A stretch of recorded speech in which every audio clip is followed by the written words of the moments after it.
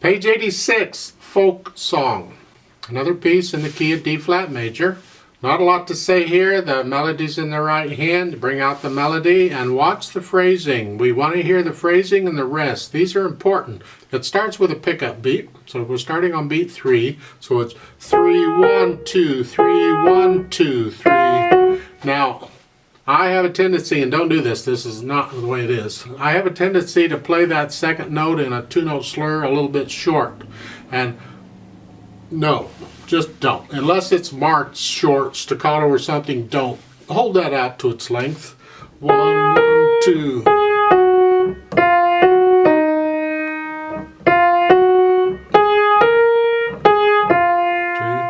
Now I know in the articulation when you get 2-note slurs, some people teach, and they believe, it's the way they were taught, that you automatically play the second note on a 2-note slur short. Play it short.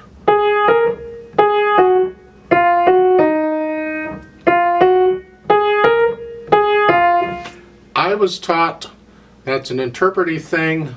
Play it the way it's written first, and then if you want to interpret it and change things around, you do, that's fine.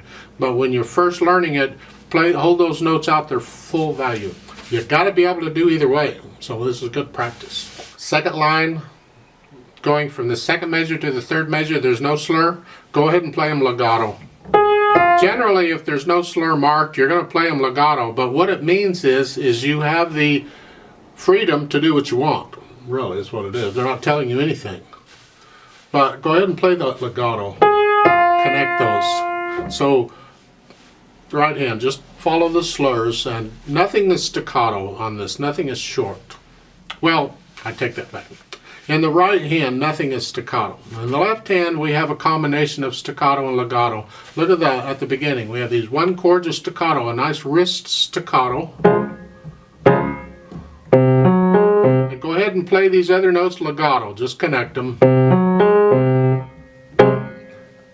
And that's a 5/7 chord, in case you didn't recognize it. Last two measures of the first line in the left hand, that's a 5/7 chord. You're just playing it as a broken chord, as one.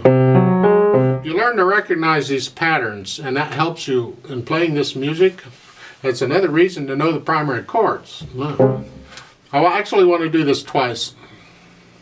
We'll play it the way it's written the first time, and then I want to play it again, following that note at the bottom, which is giving it a waltz bass accompaniment, because this is an arrangement. You can improvise on this. You can rearrange it after you learn it the way it's written. You learn it the way it's written first, and then if you want to change things, yeah, go right ahead. So the waltz bass is simply a 1, 2, 3, 1, 2, 3.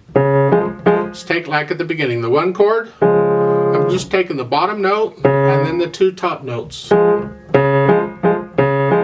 you can play those two top notes sort of, it's sort of a long staccato, but you can experiment. If you like a short staccato on those, go with that too. And then the last two measures of the first line on that 5/7 chord, it's still do that waltz bass. Just use those notes. So you're not following the rests or nothing that's going on in the left hand. It's just a waltz bass all the way through. Just, it's up to you. So try that out with me slowly after we play it the way it's written. So first let's play it the way it's written. I'll give us 2 counts, and we're going to go really, really slow. So the right hand is here. Left hand's here. There's no pedal. We don't need it. Ready, go.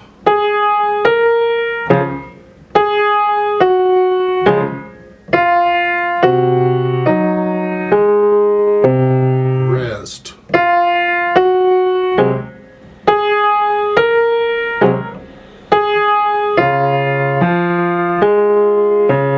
Rest.